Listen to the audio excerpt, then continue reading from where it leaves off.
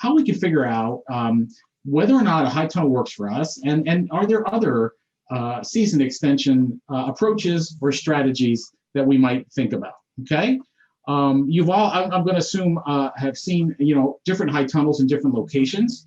I've worked with many growers for years on high tunnels. I will tell you that most of my experience is with high tunnels in more urban, suburban, peri-urban situations, but certainly have worked with growers in more conventional rural areas that add high tunnels to their operation. So why might we want to extend the growing season thinking like a grower? Maybe you have market considerations. Obviously the first product of the year we can get to market, no matter what that market is, or whether we can extend that season of having that product available, we can probably generate more income.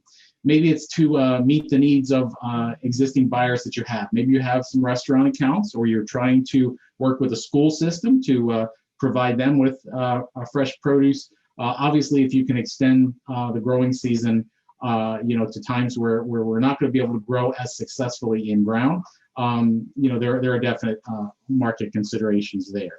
Maybe it's just a personal choice. You want to see how you can work with Mother Nature and use some different technology. Perhaps you are working on a project that's addressing food insecurity in a food desert, where we really don't have great access to fresh fruits and vegetables. And if we can extend the growing season, we can extend the time that we can make those fresh fruits and vegetables available in that food desert. If you're an educator, a teacher, extending the growing season really works when we think about harvesting of traditional vegetable and fruit crops in Ohio. It doesn't match up very well with the school year. So if we can think about season extension, there's a way to involve more kids in gardening and also positively affect nutrition. As a matter of fact, Tim and I work with the Columbus City Schools on a project where they're doing just that they're growing outside the typical gardening season, both in the fall and the winter, taking advantage of when those students are in school, at least when they're in school, when we don't have COVID, obviously. We can really improve the value of the crop. We can and the subsequent value of the crop by using high tunnels. We'll talk a little bit about that. And obviously, if we do that, we can increase production and or profitability. So some of the questions I want to challenge you to think about if you're thinking about how a high tunnel might work in your operation, I want to go through. So the first one is, I've heard people say, in Ohio, we can use high tunnel structures to grow high value crops the entire year, 12 months of the year. And so I would challenge you to think, is that accurate or not? Is that fact or fiction? And I'm going to give you my answers based on my experiences, and certainly there's those experiences are based on research. They're based on working with many growers with tunnels, and they're based on my professional judgment as well. I like to say that we can probably, maybe a better goal is to shoot for growing fewer than 12 months per year for a few different reasons. One, it's good with high tunnel production to have a little bit of downtime or fallow time. Especially when we think about pest management.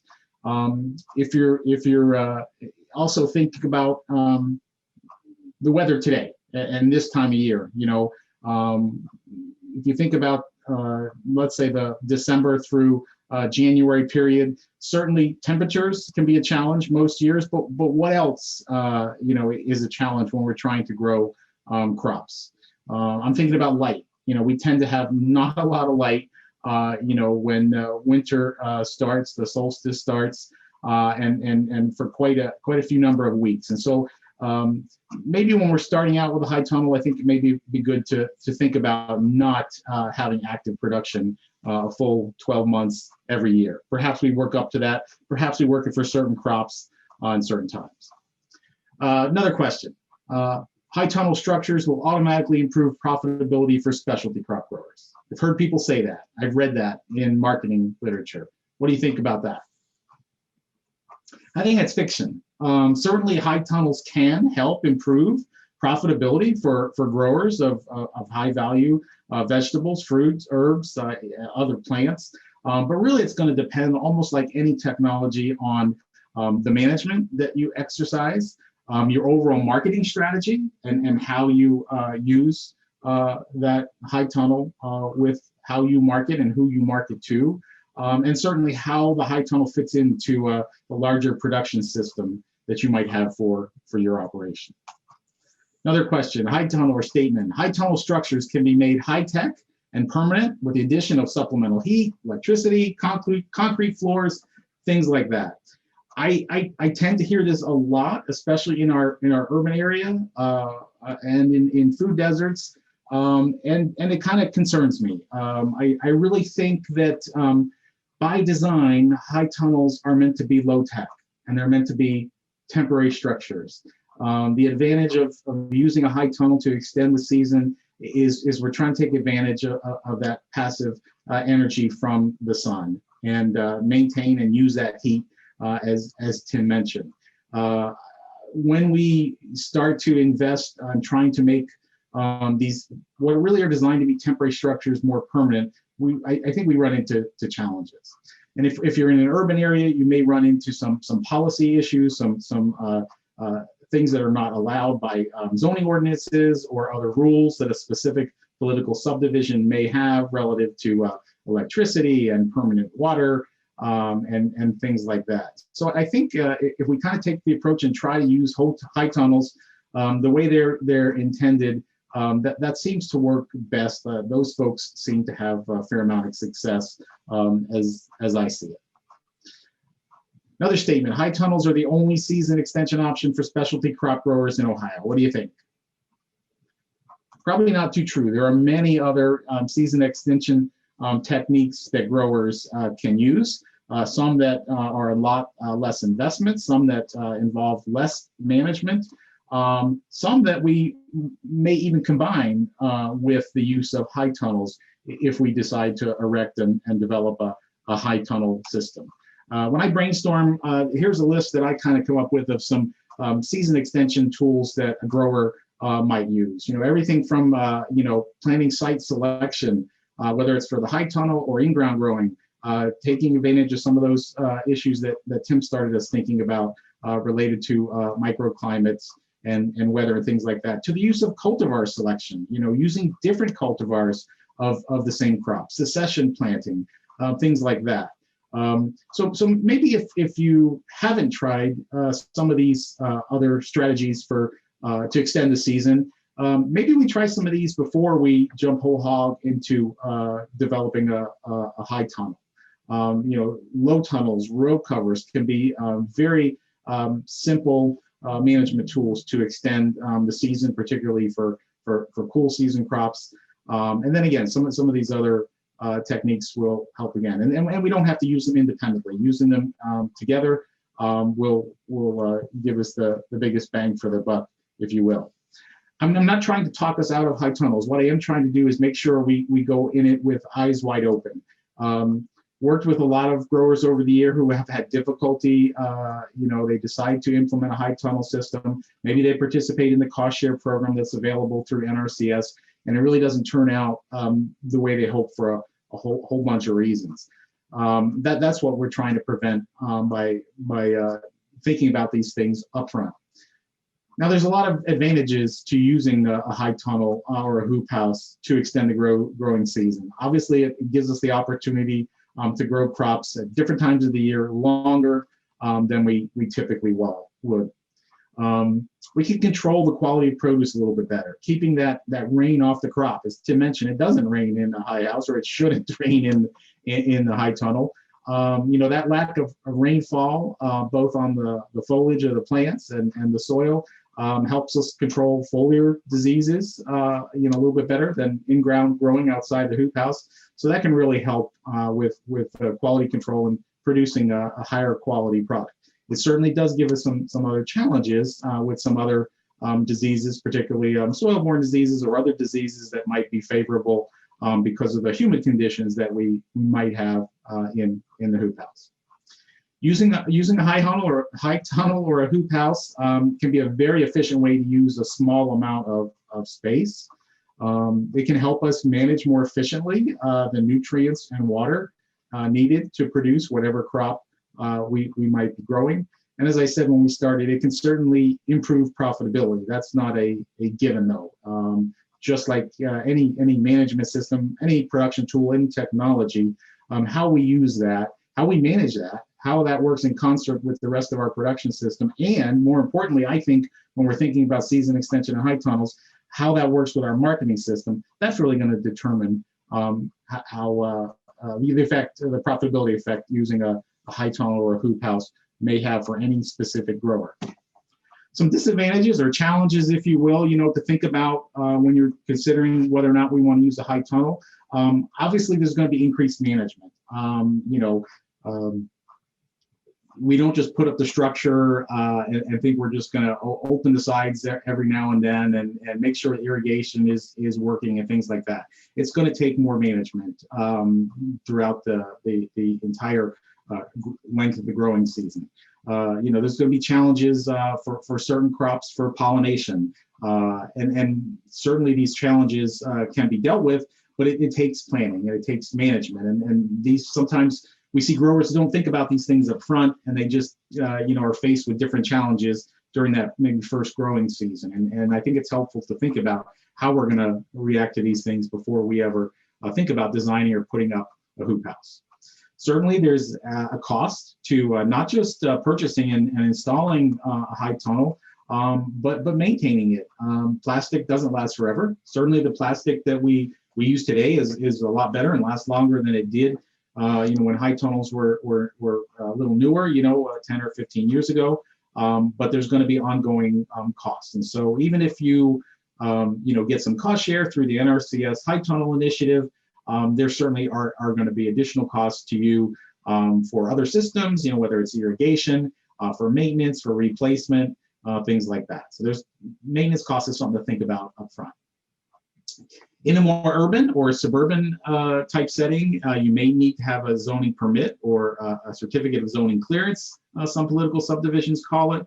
Typically not an issue if you don't have zoning and you're in a more rural farming environment. But lots of potential for interactions with zoning officials when we cite high tunnels in urban areas, and you want to investigate those things because they're different, whether they're in Cleveland or Akron or Columbus or Springfield or Dayton or whatever.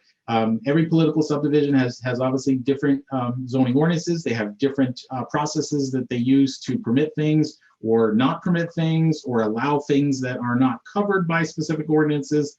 And so that's something you want to investigate long before you ever decide that you're going to invest in a high tunnel. It is not uncommon to have damage to these temporary structures from weather. Wind and hail are obviously most common. I have seen, like when we have the large wind and thunderstorm events, and the children's backyard trampolines go rolling down the street or down the backyards. We've seen the same thing happen with high tunnels. Hail obviously is a threat, and in urban areas we have specific challenges. With high tunnel damage, some related to wildlife, cats particularly. We have experienced issues with causing damage with the plastic, and cinder blocks are very deleterious to a high tunnel. So that's the first thing we think about, is to not have cinder blocks used in raised beds next to high tunnels or sitting around high tunnels in urban areas, because damage from those two-legged critters is also a consideration. So some thoughts on how to evaluate whether or not a high tunnel is a viable option for you. I would just challenge you to not have high tunnel vision, if you will. Think about, are there other ways that you could extend the season depending on your operation, your specific crop, how you market, before you maybe even go to thinking about a high tunnel. And then think about using more than one technique. So we go ahead and develop a high tunnel. Are we also going to maybe use row covers and other season extension techniques in the high tunnel? Okay. I think individual objectives for each of you are different than objectives I may have as a grower. Your management skill sets are going to be different than mine or Tim's or someone else, and so that should really drive what techniques you're going to use. Not saying that those management skills can't be developed. They certainly can be. Not saying that someone else involved in your operation, a family member, partner, might have those skill sets, but we should think about that up front and not address those things as they come up as crises, as you will. Location, specific microclimates, things like that should be considered when we're trying to figure out which season extension techniques will work best for us as growers. And remember that some techniques are going to extend the entire growing season. Others will just extend the growing season for certain crops. I'm thinking about cool season crops, or even some particular cultivars with different characteristics. Here are some resources, and this presentation will be available online. We can also send you a PDF if you send us an email. But here are some resources that I find helpful. That first one on the list there is a USDA SARE bulletin about season extension, not just high tonals, but kind of approaches it more holistic approach. What can you do to extend the season? And if you're going to use high tonals, here are how they might be used. You can see some other topics, some other resources for other topics there. And another one I want to point out is the last one on this slide here is the bottom one. Through our SARE program, we have online topic rooms about different topics. And we have a very robust topic room on season extension and hoop houses. And in that topic room, there are lots of different resources on managing high tunnels and hoop houses, how to evaluate cultivars, different types of crops and different types of cultivars even within crops for use in high tunnel production systems. There are case studies of growers there that have used high tunnels and other season extension techniques and what works for them and what doesn't. There's a message board there to connect to, and all sorts of really good resources that are helpful for folks that are exploring whether or not a high tunnel works for them, as well as maybe an experienced grower that already has a high tunnel and is thinking about some challenges or doing some things differently. So I think we've got time for additional questions now, Jacqueline. Mike, we have a lot of questions. I'm going to group a couple of them together because they were based on condensation inside high tunnels. What strategy would you recommend, or anybody else on the panelists recommend, for reducing condensation? I'll let all of our colleagues certainly chime in as you'd like, but I think certainly ventilation is important with high tunnels, and that could be at any time of the year. Sometimes we think about only taking the ends off or worrying about getting the sides up. When we have warmer weather with warm season crops, but certainly condensation can be an issue almost any time of the year, and so ventilation is going to be important. And again, that's part of that ongoing management. We don't just look at the weather and figure out how we're going to manage the hoop house, today or this week. That we're constantly out there monitoring conditions. Question about shade cloth or paint for summers or high temperatures. I know some growers use those. What sort of experience have you had with those? I've only seen, Jacqueline, folks, first of all, I've only seen growers of food crops using high tunnels to really start considering shade cloth the last few years. And I think that's kind of, I'm guessing that's related to some of the changes we're seeing, with climate change. Nursery growers, retailers who have used hoop houses and high tunnels for either growing or marketing. Very, very common has been to use different types of shade cloth for many years.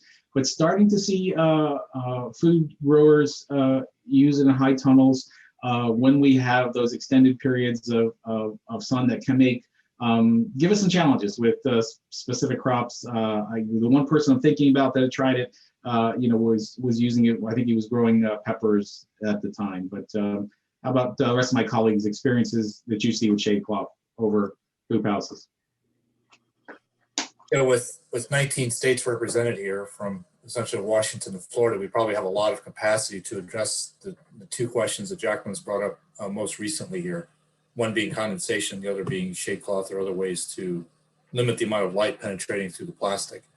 Just a quick comment about condensation. Of course, it happens when air that has more moisture in it, higher relative humidity, comes in contact with the plastic covering the tunnel, which is cooler. and that essentially gaseous moisture condenses on the plastic and then may rain back down on the crops. So two strategies I know of. Mike mentioned one, ventilation, which is to try to equilibrate the humidity in the tunnel with the humidity outside the tunnel. That could be a challenge, but it is definitely a very, very important approach year round. That includes venting the tunnel in the winter if you're still actively using it. The second option that you may want to look into is what is called an anti-condensate film. There are plastics that are designed to cover a high tunnel that have chemicals in them that delay or limit the amount of condensation that will occur. That process eventually breaks down. So by the time you will need to replace the plastic anyway for other reasons, that same anti-condensate capacity is also reducing. But the two ways that I know of to reduce the condensation are ventilation and that anti-condensate film.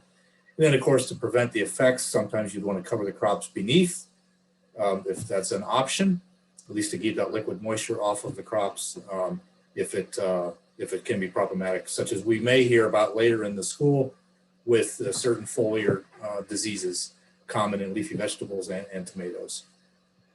As far as shade cloth and other ways to prevent light, very much open area for conversation, as many of you in this discussion know. Of course, shade cloth for many people is about limiting the light penetration, which is actually the source of heat. So we want to balance the amount of light penetration with the temperature that we need for the crop, and we wouldn't want to shade too early if we're looking for advanced marketing of, say, summertime crops. And we'd also want that shade to be gone by the fall, if the fall time fall through winter into spring production is important to us as well. So it is a balancing act between knowing when to cover and how much, and when to remove that cover, depending on your cropping cycle.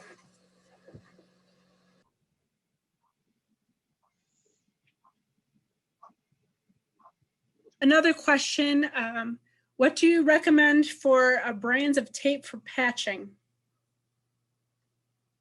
I'll defer to Matt.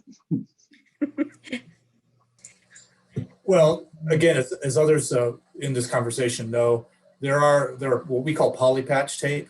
It's I don't hesitate to mention a brand name, but it's a tape specifically designed to adhere to the plastic, that 6 mil plastic typical, that covers a high tunnel. It's also designed to be strong, easy to use, and it's relatively inexpensive as well. So, of course, anything at a pinch. If the tunnel has a hole in it, and a big hole, and it might be getting larger, and you don't happen to have polypatch, grab the nearest tape that's available, at least close the hole for the moment, and buy yourself some time to get the proper polypatch. And just a word about applying the polypatch. Of course, it would be better if this area around it is dry. So I and others have been known to take if you have electricity available, actually take a hair dryer out very carefully. If it's the time of year like right now, dry the plastic, let it cool, but then apply the polypatch or the tape to help it adhere. Soil health will be a topic discussed later in the school, and there is abundant evidence that people going into high tunnel production need to be especially careful with the soil that they're covering, because it, along with the high tunnel that they've just purchased and commit to managing, are their two primary resources, unless they're going to use, as the attendee asked, grow bags, which are an additional expense. So the high tunnel soil health management is an incredibly important topic to take up in detail.